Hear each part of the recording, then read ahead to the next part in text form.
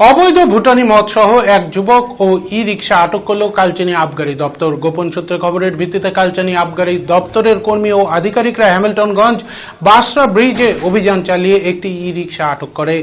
এরপর তল্লাশি চালাতেই সেখান থেকে 180 বোতল ভুটানি মদ উদ্ধার হয়। এই ঘটনায় গাড়ি চালককে গ্রেপ্তার করা হয়।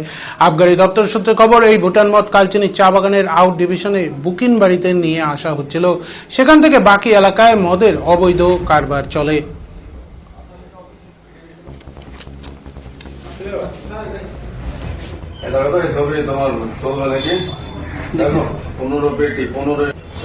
স্যার, দেখা যাচ্ছে অনেক ভুটানি মদ ধরেছেন স্যার, কোথা থেকে অভিযান চালালেন? আর কালকে একটা গোপন সূত্রে খবর ছিল যে জয়গার সাইড থেকে প্রচুর পরিমাণে মদ আমাদের এই চা বাগান এরিয়াতে ঢুকবে। তা আমরা সেটা গোপন সূত্রে বাসরা ব্রিজের উপরে যাই এবং সেখানে এক টোটো চালক সহকারে প্রচুর ভুটানি মদ রিকভার হয়েছে। আমাদের অভিযান চলছে, আরও ভবিষ্যতে আরও অনেক কাজ হবে। কত মদ উদ্ধার হয়েছে স্যার? প্রায় 15 পেটি 180 বোতলের মতো মদ গ্রেপ্তার হয়েছে একদম। স্যার, কোথায় নিয়ে যাচ্ছিল মদ?